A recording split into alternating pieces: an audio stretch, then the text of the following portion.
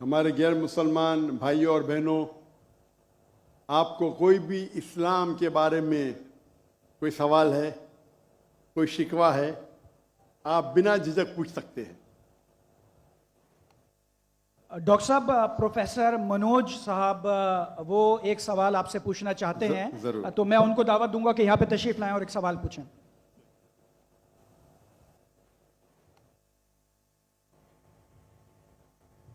सर्व मंगल मंगल्ये शिव सर्व साधिके शरण्ये त्र्यंबके गौरी नारायणी नमस्ते। सर्वधर्मान् परित्यज्य माम एकम शरणं वर्ज्यः अहम तमाम स्वरूपापिये पियो मोक्षे स्वामी मत्स्य छ।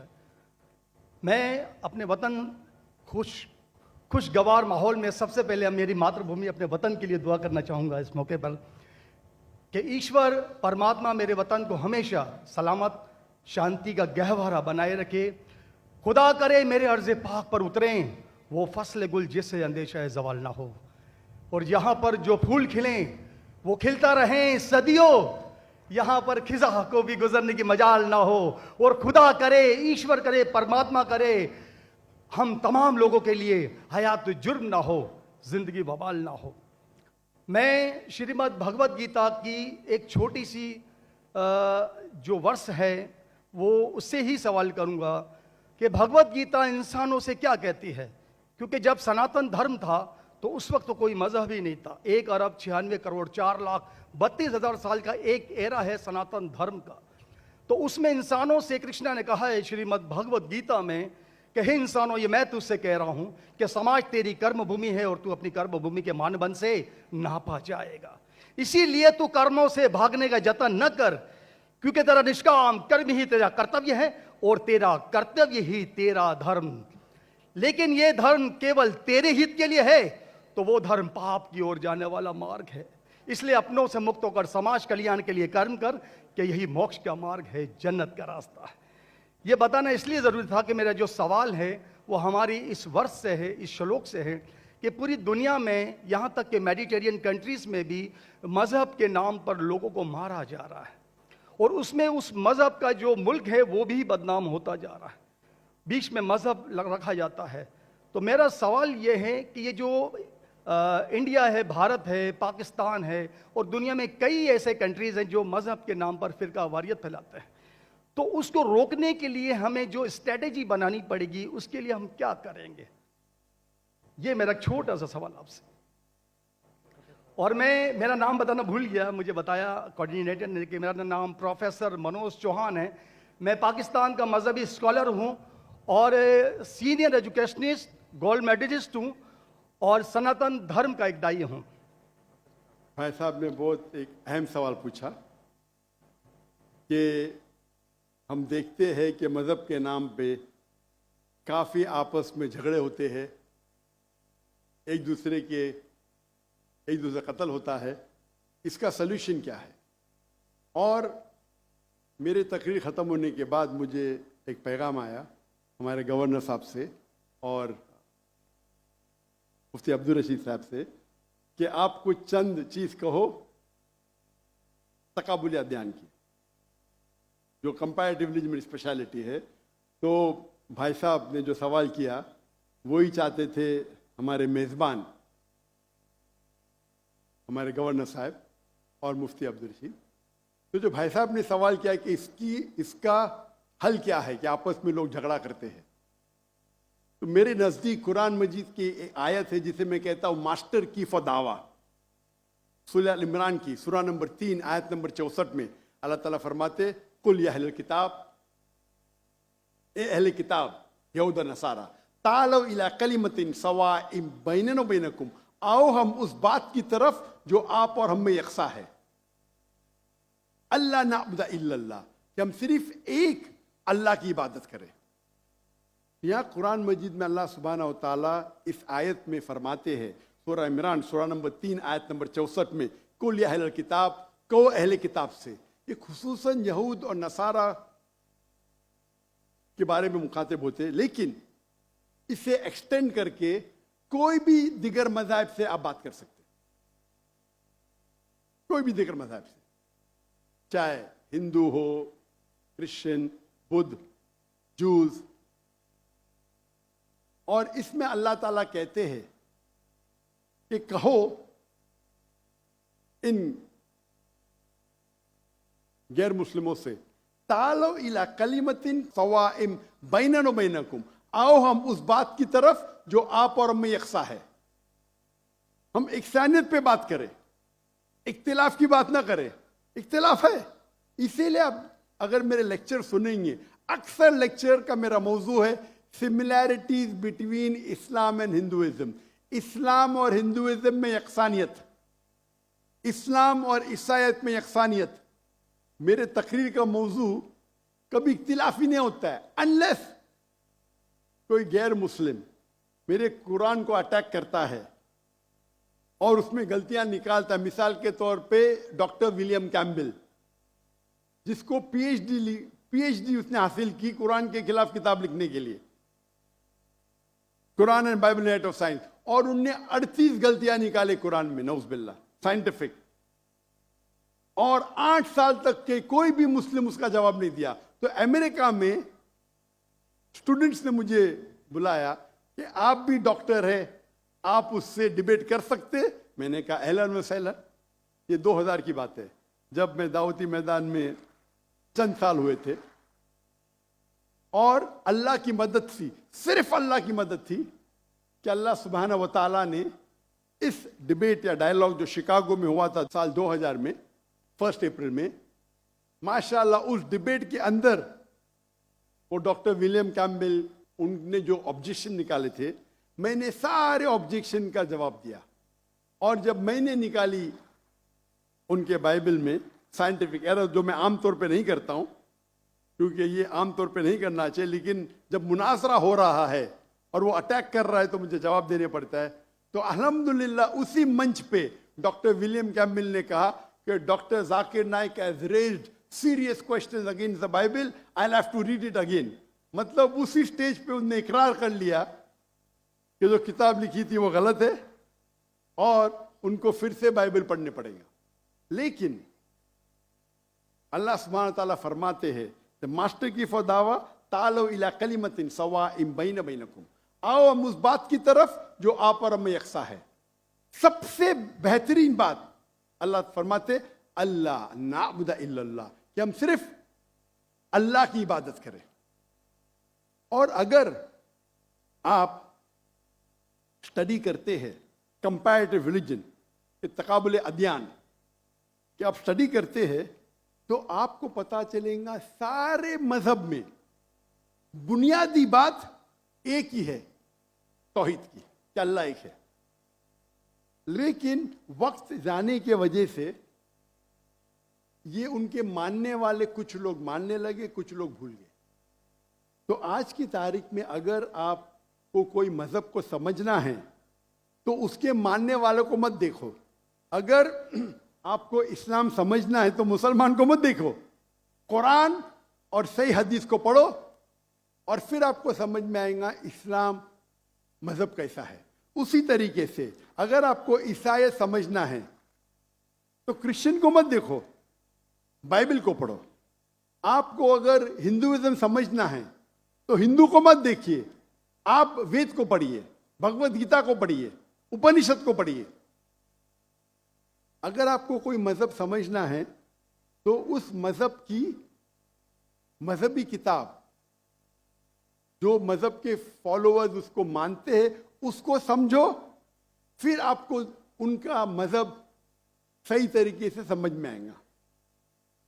मैंने एक तकरीर की है, concept of God in major world religions, वो तकरीबन 1.5 घंटे की तकरीर है कि खुदा का तसव्वुर दिगर मज़ाहिब में। और मैंने अहम मजहब का हवाला दिया, और भाई साहब क्योंकि हिंदू मजहब से है और उन्हें कोई श्लोक पढ़ी थी भगवत गीता से। सबसे हाईएस्ट हिंदुइज्म में वेद आता है, वेद, और वेद का निचोड़ है भगवत गीता। और वेद के बाद उपनिषद, इसे कहते हैं श्रुति। हिंदू मजहबी किताब को दो किस्म में तकसीम की जाती है, एक को कहते हैं श्रुति, एक को कहते हैं स्मृति।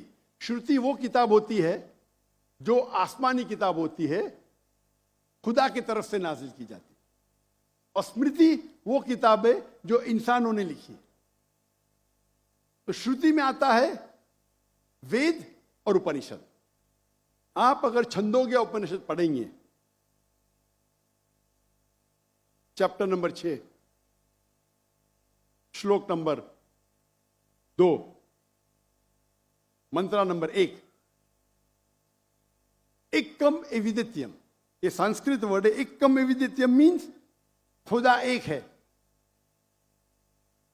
दूसरा नहीं है। आप अगर श्वेताश्वेतर उपनिषद पढ़ेंगे, चैप्टर नंबर 4 श्लोका नंबर 19, उसमें लिखा है ना तस्य प्रतिमा अस्ति। प्रतिमा के मानी होती है image, painting, photograph, sculpture, idol. ना तस्य प्रतिमा अस्ति, उस खुदा की कोई प्रतिमा नहीं, कोई फोटोग्राफ नहीं, कोई पेंटिंग नहीं, कोई आइडल नहीं, कोई स्टैच्यू नहीं।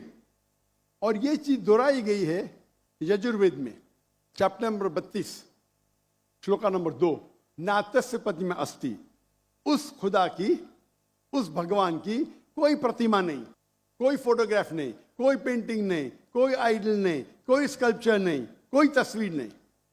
और हिंदुइज्म का ब्रह्म सूत्र, हिंदुइज्म में एकम ब्रह्म द्वितीय नास्ते, नैना नास्ते किंचन, भगवान एक है, दूसरा नहीं है, नहीं है, नहीं है, जरा भी नहीं है। There is only one God, not a second one, not at all, not at all, not in the least bit. तो अगर आप हिंदू की मजहबी किताब पढ़ेंगे, चाहे वेद हो, चाहे उपनिषद हो, उसमें लिखा हुआ है कि भगवान एक ही है, उसका कोई अक्स नहीं। यही अगर आप पढ़ेंगे यहूदी की किताब तोरा में या ओल्ड टेस्टामेंट में, उसमें लिखा है book of Deuteronomy chapter number 6 verse number 14, मूसा अलैहिस्सलाम कहते शमा इज़राइलो अदनहैन अदनै खद। ये हिब्रू कोटेशन है जिसमें कहा गया your O Israel the Lord our God is one. O Israel सुनो कि हमारा खुदा एक खुदा है। लिखा है बुक ऑफ आइजाया में chapter number 42 verse number 11, I even I am God and besides me there is no other saviour. मैं खुदा हूं और मेरे अलावा कोई भी बचाने वाला नहीं है। अगर आप पढ़ेंगे book of Deuteronomy chapter number 5 verse number 7 to 9, at book of Exodus chapter number 20 verse number 3 to 5, इसमें लिखा है thou shall not make any image of anything, of any likeness, of anything in the heaven above, in the earth beneath, in the water beneath the earth. Thou shalt not bow down to them, nor serve them, for I, thy God, thy Lord, is a jealous God. अब ड्यूटोनॉमी और exodus पढ़ेंगे, उसमें लिखा हुआ है कि आप कोई भी अक्स खुदा के मुतालिक इस दुनिया में नहीं बना सकते, चाहे कोई भी चीज आसमान की हो या धरती पे हो या नीचे समुद्र में हो। आप खुदा का अक्स नहीं बना सकते। इसी तरीके से अगर आप मेरी पूरी तकरीर सुनेंगे और आप अगर गुरु ग्रंथ साहिब पढ़ेंगे, जो हमारे सिख भाई मौजूद है अंदर, उनने ग्रंथ पढ़ी, और जो ग्रंथ पढ़ी उनने लेक्चर में आने के पहले अक्सर वो तौहीद का जिक्र कर रहे थे। सिख मजहब है, उनकी मजहबी किताब है गुरु ग्रंथ साहिब, जो गुरु नानक ने लिखी थी। और उसके पहले चैप्टर, पहले किताब नंबर 1 चैप्टर नंबर 1 वर्स नंबर 1 में लिखा हुआ है कि खुदा एक है, वो खालिक है, उसकी पैदाइश नहीं है, उसका अंत नहीं है, वो दयालु है। आप देखेंगे जो इस्लाम में लिखा उसके बारे में बाद में कहूँगा मैं।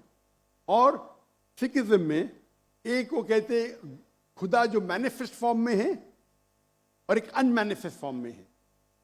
अनमैनिफेस्ट फॉर्म में कहते हैं एक ओमकारा और मैनिफेस्ट फॉर्म में कहते हैं ओमकारा। और अगर आप गुरु ग्रंथ में पढ़ेंगे, उसको जो एट्रीब्यूट दिए गए या एट्रीब्यूट्स जो अल्लाह के नाम दिए गए, उसमें सतनामा, द होली नेम, उसे कहा गया परवरदिगार, उसे कहा गया है खालिक, जो अरबी में भी खालिक है, तो कई मानी अरबी और उर्दू के लफ्ज है। इसमें कहा गया है वाहिद गुरु, एक खुदा। और आप अगर तहकीक करेंगे, तहकीक करना आज की तारीख पे बहुत आसान है।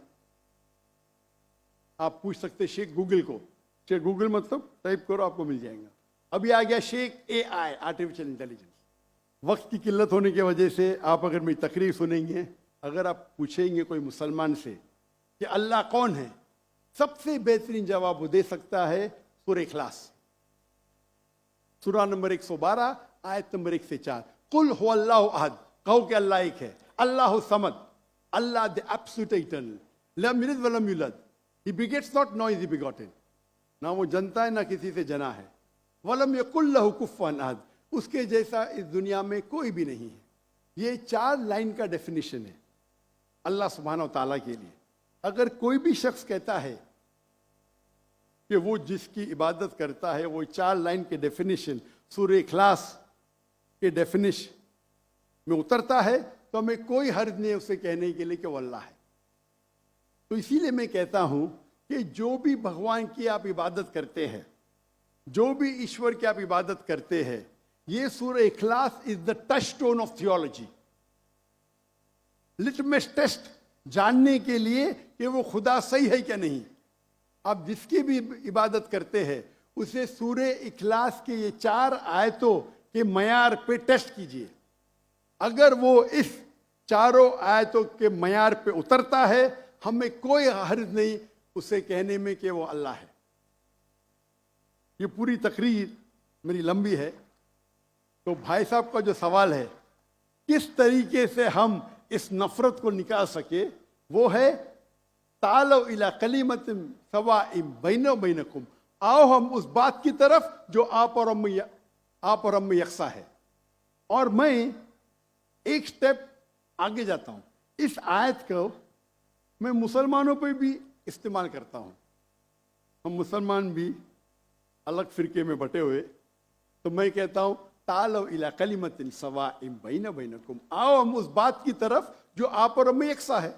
अफसोस की बात है कि हमारे इस्लाम में फिरके बनाना हराम है। अल्लाह ताला फरमाते सूरह इमरान में सूरा नंबर 3 आयत नंबर 103 में, वातसिमु बिहब्लिल्लाहि जमीअन वला तफरकू, आओ हम अल्लाह की रस्सी को मजबूती से पकड़े और आपस में ना बटे। हमारे वहाँ दिगर फिरके है, दिगर मज़ाहिब है, और जो 4 अहम मज़हब है जिसके बानी है इमाम अबू हनीफा, इमाम मलिक, इमाम शाफी और इमाम अहमद इब्न हंबल, मे अल्लाह मोसी ऑन ऑल रहीमुल्लाह, सबकी इज्जत करता हूं मैं। वो हमें दीन सिखाने के लिए आए। लेकिन अगर आपस में कुछ इख्तिलाफ है थोड़ा सा, उस इख्तिलाफ की वजह से हम आपस में झगड़ा नहीं करना चाहिए। इसीलिए आप पढ़ेंगे कुरान में लिखा है कौला इन्ननी मिनल मुस्लिमीन। अगर कोई पूछते आप कौन है, आपको कहना चाहिए मैं हूं मुस्लिम। कौला इन्ननी मिनल मुस्लिमीन, मुझे कोई गिला शिकवा नहीं अगर किसने तालीम हासिल की देवबंद में या बरेलवी में या मदीना में, अपने आप को देवबंदी कहता है, बरेलवी कहता है, मदनी कहता है, मुझे कोई गिला शिकवा नहीं। अगर आप जिस इदारे से इल्म हासिल किए, लेकिन उसके वजह से आपस में they should not be differences, आपस में बंटवारा नहीं होना चाहिए इसी आयत के। और हम देखेंगे अगर आप तहकीक करते हैं ये जो मज़ाहिब है या फिरके है, उसके अंदर डिफरेंस बहुत कम है। यकसानियत 95% के ऊपर है, 95%। अगर डिफरेंस है, इख्तिलाफ है, तो 2%, 3%, 4%। हम मुसलमान ये 2% और 3% पे झगड़ा करते रहते। तालो इला कलिमतिन सवाइम बैना बैनकुम, आओ हम उस बात की तरफ जो आप और हम में यकसा है। हम जब कॉन्फ्रेंस करते हैं बॉम्बे में, हमारा जो पीस कॉन्फ्रेंस होता है, माशाअल्लाह मिलियन का मजमा होता है। हम मुसलमान के दिगर जो ऑर्गेनाइजेशन है, दिगर जमात को से बुलाते हैं, और मेरा उसूल है कि जो मेरे खिलाफ भी बात कर तो उसको भी बुलाता हूं मैं। तो लोग मुझे पूछते हैं जाकिर भाई क्या कर रहे हैं आप, वो आपके खिलाफ बात कर रहे, आप उसे बुला रहे।